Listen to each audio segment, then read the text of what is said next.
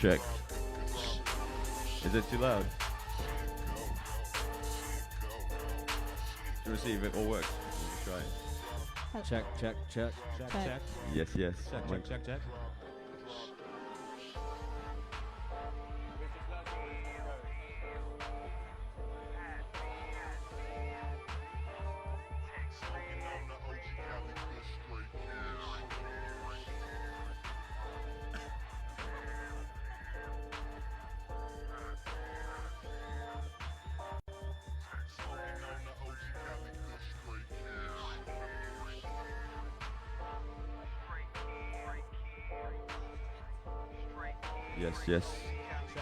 Live and direct. Check. Hello. Yeah,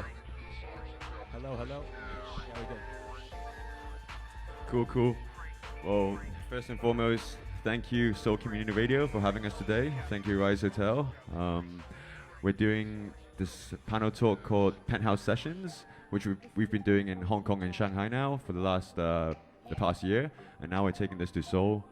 And today we have Sujin from MSCHF, Mike Sherman from Chinatown Market, and Kevin from IISE. Why don't you guys introduce yourself a little bit and what do you guys do? My name is Sujin. I work for MSCHF and I'm the head manager for our international division. So I do marketing, PR, sales, everything. Cool. Mike Sherman, Chinatown Market. We also run a creative agency out of Los Angeles. And do tons of production, design, everything. Kevin Kim from IISE. I'm the co-founder with my brother Terrence actually, and I'm also the main designer. Cool. Cool. Well, yeah, thanks everyone for being here today. It's been a pretty crazy few days in Seoul.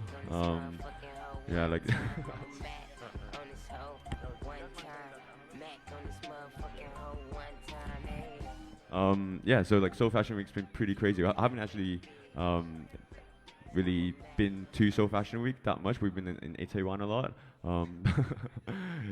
out in the clubs. But what does Seoul Fashion Week normally mean to you guys? Is it normally focused on runway shows, or is it pop-ups, or? For us, we don't really participate in Seoul Fashion Week because the runway format doesn't really match our brand. So we do our own release event, and we had it here in Hongdae at Move Hall. Yeah, so Seoul Fashion Week isn't really on our radar.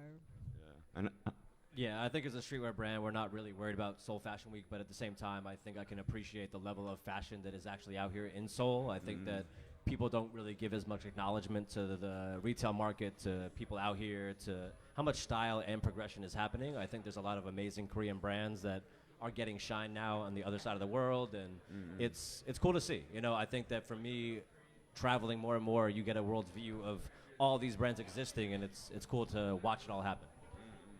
Yeah, this is actually our first time doing Seoul Fashion Week too. Usually we do the Paris or the New York stuff, but then I think it's a good time for people to come out to Seoul because there's a lot of traction, a lot of attention in this city right now. So yeah, it's a good time to be in Korea. Yeah, for sure. That's tight. How's New York Fashion Week? You guys were just there, did your first runway show for IISE.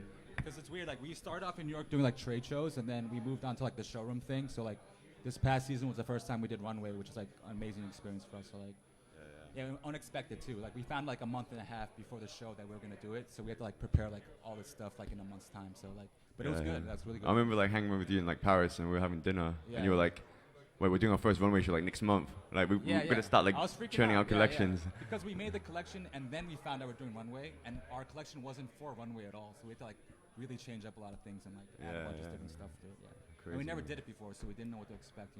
Yeah. And who else participated in that project? It was this thing called Concept Korea, where the government provides funding for 2 brands. So it was us and a brand called Lie. So they kind of funded everything and gave us the opportunity to kind of do that show. Okay. Cool. And Mike, you come from a kind of trade show background, where streetwear is, I guess, originally more traditionally based in the trade show world rather than the runway world. Do you feel maybe in the future Chinatown could be doing runway shows, or is there? No, I mean, it's funny. We could do that. I think it's all about experiential events. It's about stuff like today where people can actually interact with the brand. They can do more than just buy clothes. I think that nowadays it's less about transactional purchases and it's more about actually having something more. You know, I think it's really important for kids to see more behind these brands. You know, if you don't actually experience these things, then you're really just putting money to something that doesn't actually give back to you. And I think that there's a lot to be said about giving back to these people who support these brands. The more that we give back as brands to the consumers, the more they're going to feel a part of the community. And I think that, you know, the Supremes of the world are dead. It's like, it's got to be this new age of inclusiveness instead of being exclusive. Yeah, and I guess that goes a long way with, like, you know, bringing your pop-up concept to places like Seoul or to Bangkok or, like, you know, places like that where you can actually bring the community together. Do you think you're going to start doing more of that, like actually touring with the workshop more? Or? Yeah, so the whole idea of getting kids involved, making them the designers, allowing them to try new things, I think that that's what it's all about. You know, like, I want kids to put their hands on the printing gun. I want them to make their own garments. I want people to understand that they can do this. You know, it's like the idea that you inspire kids to go do their own thing, to make their own garments. Like, I don't want to be so prohibitive to them. I want them to understand that it's possible. And that's what we try to foster with the kids in our office and the kids that work for us, is essentially they are the creators, you know, and we show kids that they can go from being a regular retail employee to full on making their own stuff and becoming designers step by step. And every kid who works in my office understands how to make something by hand. And so, you know, it's beautiful that kids can design on the computer and they can just go pump out bullshit. But at the end of the day, if you don't know how it's made, then you're disconnected from the actual process. Yeah. And they can end up in Seoul, like having crazy nights out in Itaewon. Amen. True that. I'm sure that's another conversation altogether. But no, definitely cool to have you guys here, and I think it's very special that we get to be here on the 20th floor of the Ryse Hotel, which you guys have actually both worked with. Like, MSCHF has also done a collaboration with Ryse Hotel. Same with IISE. Yeah. Like, do you guys want to talk a little bit about like how that collaboration happened? And like, I remember I saw a T-shirt in Works Out, right? Yeah. So the collaboration with Ryse was with Works Out, since they're one of our stockists. So it was like with all these other brands that are part of Works Out, and we made a T-shirt for the opening.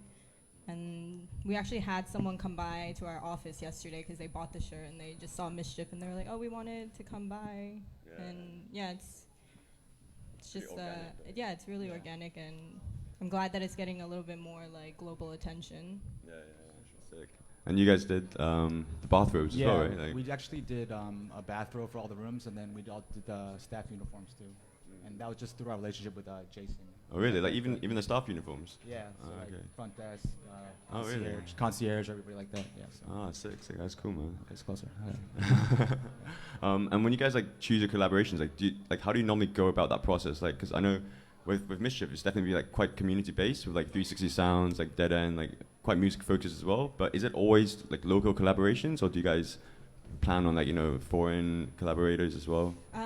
We're really big on the Korean community, so we do want to showcase all the talent that's here in Seoul to other people, and that's how like we've done most of our collabs so far in Korea. But we are branching out internationally, so we did something with like Verdi.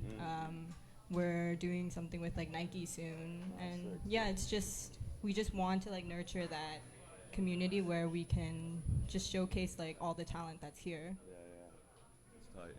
And how about you guys? Like, you guys collaborate? Yeah, we just actually started doing collaborations. Like the first one was with Ryse, and then next season we have a Gore-Tex collab. Like we just became like a brand partner with them, which is pretty dope. And then we have the Under Armour like activation collaboration like next week actually in Korea. So. Oh, right. That's gonna be like a party or like also yeah, it's kind of similar to what Yeti did in Hong Kong. Right. Yeah. We just did like a collaboration with them where we just natural dyed a bunch of their merch, and like people can come customize it. We're working with other local artists too, and like it's at like the oldest craft beer place in Korea.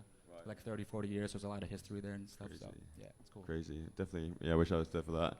Yeah. But yeah, Mike, you're like the king of collaborations, man. Like, you're trying out, like, how many collaborations has there been, like, 2018? There's probably been a lot, but I think the idea for us is less about just trying to get the coolest collaboration. And, like, you know, our latest collaboration was with Original Penguin, which, you know, no one in here gives a shit about. But the idea to me is about doing collaborations with companies that you wouldn't always acknowledge as the coolest thing out there. And how can we take something that's not cool and make it cool? You know, and I think that it's also fun to just explore brands that I wouldn't explore before. You know, we're able to work with Puma, Converse, Nike. Like I've done stuff with Adidas. Like I'm able to touch all these brands because none of these brands own me. And so the reality is that a lot of companies will dedicate themselves to one company, but they're just corporations without a soul. So the reality to me is that I can go give them a piece of any of this stuff, but it doesn't mean that I'm selling away everything we do. You know, it's like they're getting a chunk of it, but the real magic of what we have is in the community. It's in all these kids who work for Chinatown Market and the representatives of what that is. And then every kid who gets to buy a t-shirt and gets to interact with these guys, they're all getting a piece of that community. And I think that's really important. You know, it's so much more than just transaction. And like when brands work with you, like do you think they're more keen on like which aspect of Chinatown Market are they most drawn to? Is it like the offline aspect with the workshop, or is it like the very, very positive smiley face that everyone can relate to? Or? I mean, that's the thing. It's like all about inclusiveness, as I was saying before, but I think in collaboration, it's kind of about pushing the limits. And I think a lot of people look at us as like, what the fuck are they doing with bootlegs and breaking the law, whatever. And it's really that's more of a fun way to create excitement to then give you all of the legal stuff that we create. And so, you know, I want to push the limits. I want to, you know, ask for forgiveness instead of asking for permission. And so I'd rather go out there, push things, and, you know, no one's going to let me go do a whole bootleg thing and go do these things with permission, but generally it actually turns into real stuff. So, like, for instance, we have the global license for the smiley face, but I originally just made a smiley face garment, and I got a cease and desist via Urban Outfitters, and they took it down the shirt, everything was gone. And then Smiley reached out to us, we made a partnership, and now we have a global license of the brand. You know, and so it's things like that if I had just gone out there, got the license for the smiley face, I would have, you know, I probably would have gotten a way worse deal. But by going out and doing it myself, it fostered a way bigger partnership, which has led into us doing SpongeBob 20th anniversary and other bigger collaborations, which are way bigger than what this brand looks like, you know? No, definitely. I think what's jokes about what you do is like, you're so quick with it, man. Like Future or like, I don't know, Kanye would take a dump and then you have like a t-shirt with it. Well, I mean, it's the reality of, you know, that's what it should be. It's no longer that business should be run like a normal fashion calendar, and anyone that's running their business like that is only going to fall off. And that's just the reality, because at the end of the day, kids are so quick that the minute you see a sample in a showroom, that's when it's in the store. And then once it's in the store, it's been knocked off by 10 brands. And so it's like, for me, I want to be able to have an idea by 7 a.m., have it online by noon, and ship it by the next morning. You know, that's the whole challenge that we have, is the more and more that we can push into that space, the more that we can be quicker than any brand out there. You know, and I think for me, it's like, I've had many times where brands hit me up and they're like, dude, that design's in my line sheet 6 months from now. Like, it's coming out in a year, and you guys already like thought of it. You know, it's like, ideas can no longer sit in a line sheet for 6 months to a year. They have to come out now, because everything is so immediate, for sure. So like, does that mean you guys don't really follow the fashion calendar, like the fall winter? It's about ideas, not collections. So I'd rather present you a ton of ideas than to try to sell you a whole entire grouping of product. Because at the end of the day, you're going to get lost in the sauce of what that stuff is. Like, I'd rather you see each idea, digest that, and sure, if one doesn't work, I learn and I go on to the next. You know, and it's a constant learning process. It's working with data. It's working with product. Like, it's so much bigger than just being a streetwear brand. It's really that we're trying to change the next level of what, you know, clothing is done. And while people may think it's a small streetwear brand, it's gonna, to me, it's gonna try to change the way of like how all these people do things, because you can't do it the same way as everyone else. It's just lazy. I guess it's like the 2018 way of like running fashion and streetwear. Yeah, because I mean, no longer can you just run a brand like that. You know, it's like the amount of money you put out to create a collection, produce that stuff, and then by the time you get your money back, you're just in this constant game of cash flow. But if you can continually release product, you can honestly just explore, learn, and constantly do research on your consumer base, which you can't do if you only do 3 to 4 seasons a year, you know? So what kind of collaborations do you have coming up next? Like, is something you're working on during ComplexCon, or maybe you can't? It's too early to say. This Timex watch, ComplexCon. We have Guess Jeans, SpongeBob, Converse, Puma. A lot of different stuff, but you know what? Each of those projects is all individual to itself. They're very fun and exploring what those brands' equity really is. So while it may seem like I'm just selling my soul, it's more that I get a chance to explore each of these companies and kind of put my touch on what they do. And I think that, you know, I don't have to be like crazy doing every collab, but I'm going to do collaborations that I find to be fun and I find to be exploring the creative process. Yeah, good point. I mean, this is probably a question for like everyone. Like in terms of, I guess in 2018, like with trade shows like ComplexCon, Yohood, Intersect, Hype Fest, like collaborations are very. There's a lot going on. So like everyone's kind of required to do a collaboration with another brand just by entering the trade show, right? And like, is that a good thing or is it a bad thing? Like, does that kind of like saturate the market a little bit? Because I remember when I was a kid and like I'd stand in line for like the pigeon dunks or something. Like that's a very rare thing. Or like if Undefeated did something with Nike, I'll be like, yo, this is special, and like that was quite unique. But then now there's like so many collaborations, and like I guess it's exciting, but is it good? Is it bad? It's lost that excitement, for sure. Right. I think it's more about the project and the idea than it is the collaboration. Yeah. It's about what you're creating rather than these two brands coming together. Like, oh my God, it's like no, it's about the product. It's about what they're making, what the experience is, like how's the story being told, etc. But there's no more soul in all this stuff. It's very much lacking, and so I think that it is the challenge now to create these experiences, to do stuff like this. Like we have to have more interaction, or else it's lost what it is. It's got to be fun. What do you reckon, Kevin? Yeah, I just agree with everything you said. Yeah, that's about it. No, definitely. I mean, I think it's important to have like an offline aspect as well, just because like.